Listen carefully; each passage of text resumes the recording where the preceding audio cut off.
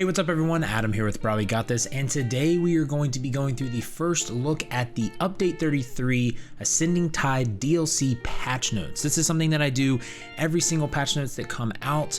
ESO will post them about 5 to 6 weeks before any release, and then they will change over time until the actual release of whatever expansion or DLC. So essentially what I do is I go through the patch notes with you. I give my initial reactions. I kind of give my thoughts on some things, you know, what I think something means or what it doesn't mean, and it's just a fun little thing to keep you guys informed on what's coming in the next patch. Now, I want to be clear that this PTS patch notes is for the base game update 33 and the Ascending Tide DLC. This is not the patch notes for you know, the new card game coming out, the expansion, High Isle. So those patch notes will be after this DLC releases. So this is just for the DLC dungeons and the base game patch coming.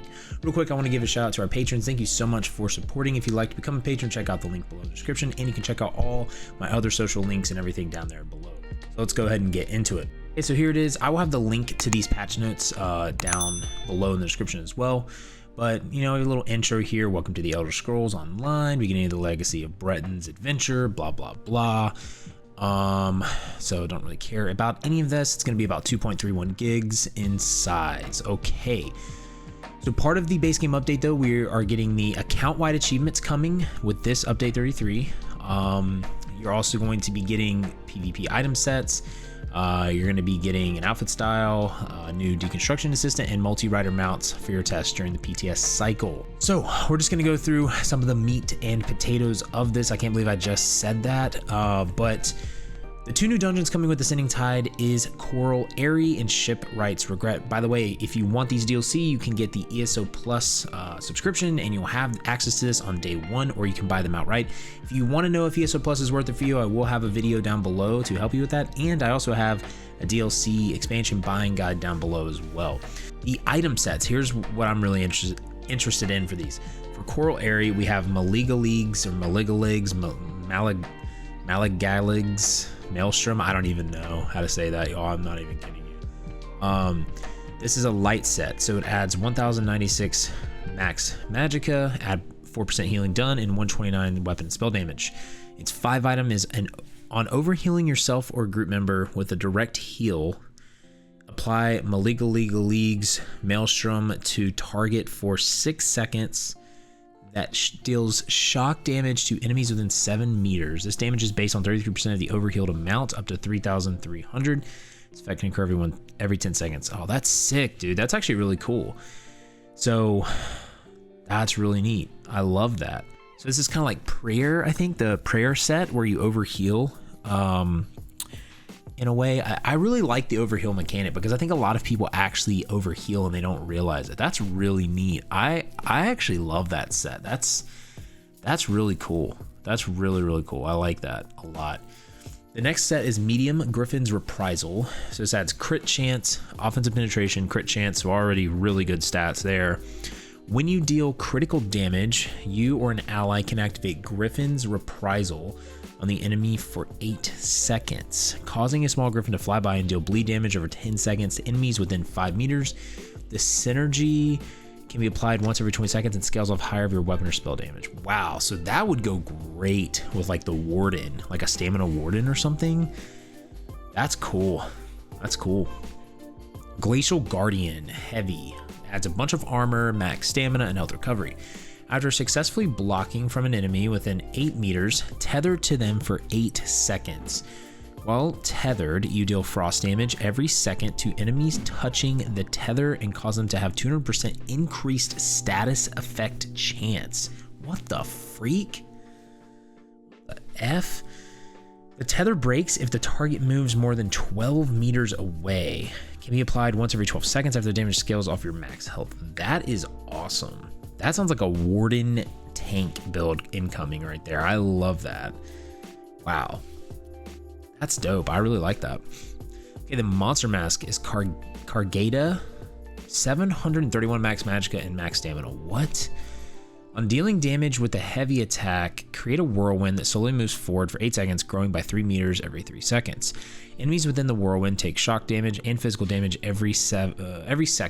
Allies within the whirlwind reduce their magicka and stamina cost by 10%. This effect can occur once every 20 seconds, and the damage scales off the higher of your weapon and spell damage. Wow, that sounds amazing. Wait, no, I mean, I don't know. This set honestly could be good for tanks, healers, and DPS. I mean, because think about it, if you're a tank or healer, you could heavy attack and then that whirlwind. So if your tank is, you know, if the boss is facing the tank, you heavy attack it, it's then going to go forward into your DPS and your healers, and that's going to reduce their ability costs. That's fantastic. I love that. Okay, Shipwright's Regret dungeon. These sets: Storm Cursed Revenge, that's a light set. Adds max magicka, 129 weapon and spell damage, 1487 offensive penetration. When you deal shock damage, you have 15% chance to deal shock damage to the enemy and up to 2 other enemies within 5 meters. This effect scales off your higher or weapon or spell damage. Wait, interesting. So when you deal shock damage, you have a 15% chance to deal shock damage to other enemies within 5 meters. How much shock damage do you do though? Is that a typo? I don't know if that's a typo or not. Spriggan's Vigor, medium, crit chance, stamina, weapon and spell damage. When you deal critical damage, you gain a stack of wild growth for 5 seconds. Restore 100 stamina, 10 stacks max. Each stack of wild growth increases your maximum stamina by 222. So 2,222 at max stacks. This effect can occur every half second. Huh. That's pretty cool. I like the name too. Turning Tide, heavy. Max health, max stamina, max health. Wow, okay. After successfully blocking, you gain flowing water for 10 seconds, causing your next bash attack to deal magic damage to up to 6 enemies in a 10-meter line and apply major vulnerability for 10 seconds, increasing their damage taken by 10%. This effect can occur once every 15 seconds and scales off your max health. Wow. So that's really cool. I like that. The Monster Mask, Nazare, 1,206 max health. When you use an ultimate ability, the closest 6 enemies within 12 meters have all damage over time. Major debuffs and minor debuffs apply to them, extended by 1 second per 25 ultimate spent. This effect will not apply damage to damage beams or damage tethers. That can occur once every 20 seconds per target. So wait, what? That's crazy. That's awesome. That's honestly so cool. I don't even know what to think of that. That could be used in so many situations. I like that a lot. Oh, some really powerful sets. I really like a lot of those sets. These dungeons sound cool too. Like a water and like lightning themed dungeon. I really like it. There's no like skin, which is interesting. 2 new motifs are currently available for testing. So that's the Analarch's Chosen and the Fargrave Guardian motif. Okay. So the Fargrave Guardian is the War Boss dailies. And the Analarch's Chosen motif will be completed by doing Oblivion portals. Oh, that's kind of neat. That's actually a cool thing for Oblivion portals now. New furnishings, okay. New home, which is the Sea Vale Spire. Okay. Base game, account-wide achievements. Beginning with this update, most of your achievements will be tracked on an account-wide level. This means an achievement you earn on one character will be shown as complete on all of your characters. You'll be able to purchase items and antiquity leads that require achievement completion so long as at least one character has completed the achievement. Nice. Titles are account-wide now, meaning that titles you've earned on one character you'll be able to use on all characters. You'll need to log in on each of your characters to register their achievements and titles, and if you delete a character before logging as them, the achievement data will be lost. Note, while achievements may be account-wide, some things are commonly tracked via achievements are still tracked on an individual character basis. So this is interesting. So Enchanting Rune Knowledge achievements, Motif Crafting Knowledge, Lore Books read, including in Edict Memory and Shadow's Library, Sky Shards obtained, Public Dungeon Group Event achievements, and Dragon Guard Sanctum daily achievements. So that is really nice though, because that means now you can do trifectas and all these other things and story content and get the actual achievement done on multiple characters. I really like this update, y'all. I've been waiting for this for so long. Motif crafting knowledge and achievement links. Oh, wait, what? To aid you in tracking which motifs your current character knows, we've added links from motif achievements to their lore book entries, so you can jump from achievement, which is now account-wide, to the lore books, which are tracked on a character-by-character basis. That's really nice. Undaunted progression changes. Interesting. Wait. As a part of the account-wide achievements, we've rebalanced how the Undaunted skill line advances. You'll now obtain Undaunted reputation when completing the quests found in instant dungeons, and increased the amount of reputation you gain from completing Undaunted dailies. We've also removed Undaunted guild progression from Undaunted achievements. Thank you, gosh, Zos. Leveling Undaunted was so annoying before, in my opinion. Thank you. All right, new PvP item sets. Rewards of the worthy. Rallying Cry. Crit chance, max magicka, crit chance. While Battle Spirit is active, critically healing yourself or an ally causes you up to 11 group members within 12 meters gain 300 weapon and spell damage. 1650 critical resistance for 20 seconds. Each group member affected reduces the weapon and spell damage by 15 and the critical resistance by 83. Okay. Honestly, y'all, I'm just going to kind of go through some of these PvP sets. I don't know a lot about PvP, so I really can't give an opinion on it. I just want to keep that in mind. So Hue and Sunder. When you deal damage with heavy attack, gain offensive penetration for each enemy within 8 meters of your target. That seems really good. Innervating Aura. When you deal direct damage, you have 10% chance to create an area under the target that detonates after 1 second, applying an innervating aura for 10 seconds. Lowers the... Wow, okay. So that lowers health recovery, magic recovery, and stamina recovery for enemy players hit by 129 per player hit. Okay. For Imperial City, we have some more monster masks. We have Noon Attack, dealing frost damage. Create an area under the target for 6 seconds. It applies Chilling Bite every second. Chilling Bite deals frost damage and applies stacking 25% snare for 4 seconds. At 4 stacks, the enemy is immobilized and gains minor brittle for 4 seconds, causing the target to take 20% increased critical damage. Oh my gosh. Still seems pretty solid. Lady Maligda. Deal direct damage to a target within 12 meters. Create an area that after 1 second quickly moves forward and then returns, dealing shock damage and applying minor innervation for 5 seconds, causing the target to deal 10% less critical damage. Okay. Baron Thirsk. On dealing area direct damage, mark a target for 6 seconds. Every 2 seconds after, an explosive scamp is spawned nearby and detonates after 1 second, dealing magic damage to up to 6 enemies within 4 meters, applying minor timidity for 10 seconds draining one ultimate every 1.5 seconds. Each explosive scamp spawn deals 100% increased damage. This effect can occur once every 25 seconds. Scales off your higher of your weapon spell damage. Dang. Okay. New outfit styles. This is the Dragon Guard Berserker armor obtained from the Imperial City Vaults. This unique armor visual gives, you can get these by, you can acquire this by just doing PvP. Your chance to obtain one works similar to obtaining the Nibonese Court Wizard style page. Having higher Telvar Stone multiplier increases your chance of attaining one of these new style pages.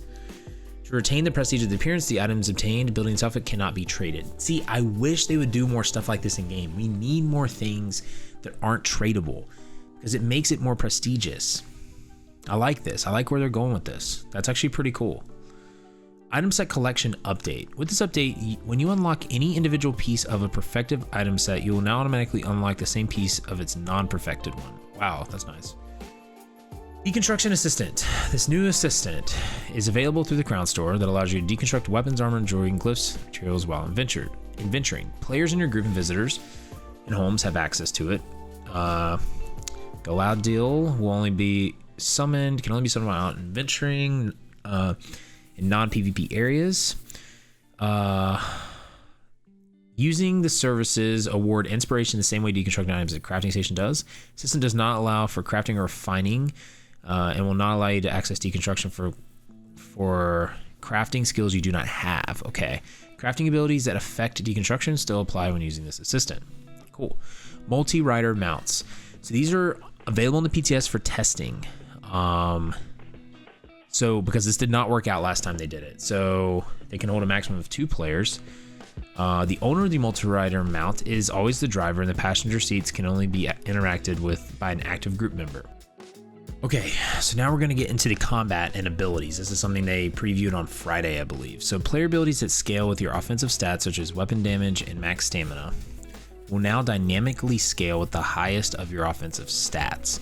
As a heads up, the following abilities have not received adjustments to their scaling: Backlash, Conjure Ward, Annulment.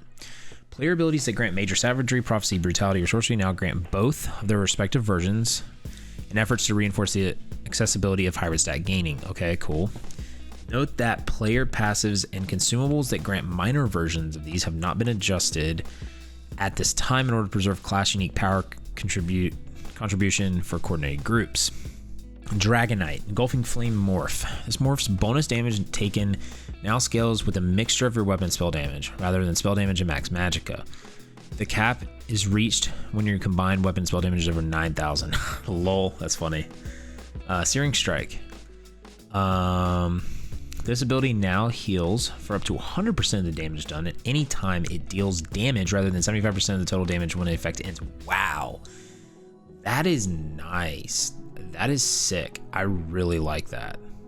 That's really nice. That just made the Dragonite self-heal so much better. Draconic Power, Spiked Armor.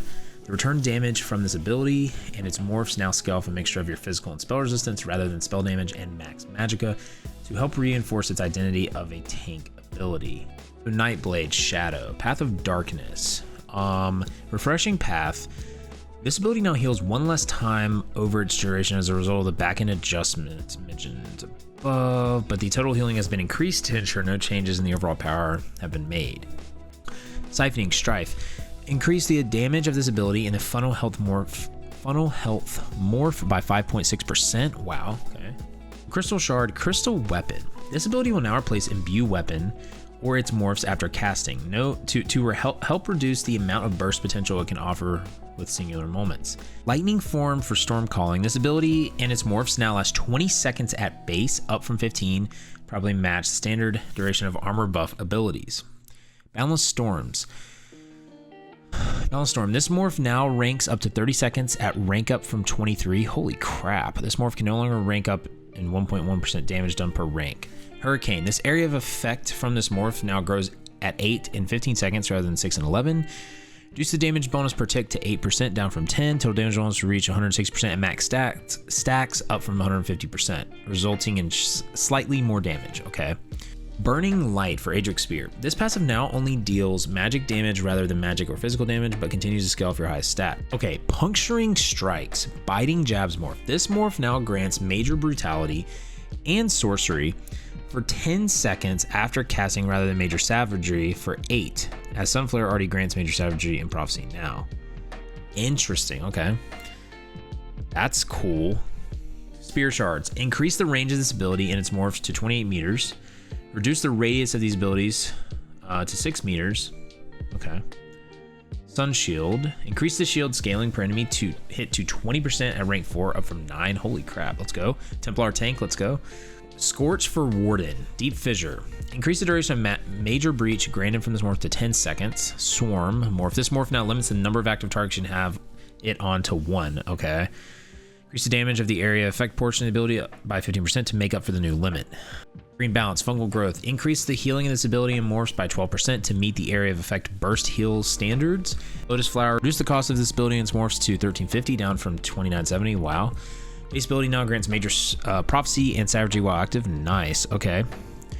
Green Lotus Morph, though. This morph now increases the number of targets healed to 2, up from 1. It also increases the healing of light attack portion 1500, up from 1320. Wow, okay. Lotus Blossom, this morph now increases the duration of the effects to 60 seconds, up from 20. Holy crap. Okay, Ice Armor for Winter's Embrace. Ice Fortress. Increase the duration of this morph to 25 seconds, up from 24 for slightly easier alignment of ability timers. Okay. Momentum. This ability and its morphs now for 2-hand also grant Major Sorcery. Wow, that's awesome. Yeah, they really are doing the hybrid stuff. That's really cool. Wow, okay. Increase the duration. You get 40 seconds for forward momentum now. Wow, that's awesome. Reverse Slice. Increase the cost of this ability. Okay. Executioner. This morph no longer ranks up in 1.1% damage done per rank. Instead, reduce the cost per rank. Reverse Slash. This morph's splash damage now ranks up to 100% of the original hit, up from 78% at rank 4. Cool. Power Bash is now considered bash damage. Okay, that's cool. So that Power Slam actually has a true spammable. The bonus from this ability, Resentment, no longer stacks up 10 times. It simply increases the damage of your next Power Slam by 33%. Nice. We're trying to make a bash build, boys and girls. Bombard Morph for Bow. This morph no longer also snares targets. This morph now reduces its cost as ability ranks up. Okay. Poison Arrow, Venom Arrow. This morph now grants Major Brutality and Sorcery for 10 seconds after casting. Jeez, they really went hard with this hybridization. Restoration Staff. Okay. Blessing of Protection. Let's see. Increased healing done from this in combat prayer by approximately 36%. The duration of their effects up to 10 seconds. Jeez. That's awesome. Lol, dude, we just did this. We just did this item set. Soul Magic, Soul Trap. This ability and its morphs not only deal magic damage, but its damage will still scale dynamically. Oh my gosh, that's so funny. Vampiric Drain. Increase the damage done from this ability and its morph by 50% per tick. Okay. So that is actually it for the patch notes, y'all. So a lot of really interesting changes. Some takeaways that I take from these are, one, they're really leaning into the hybrid stuff. They told us about that, and they said they wanted to go into that, but it's really interesting that they're adding major savagery and sorcery to a lot of abilities now, because I think they're really trying to help players be able to go into hybrid builds. I really like that. I really like the Dragonite buff, like the Searing Strike buff. Like that's a great, like that's a buff. That's a big one.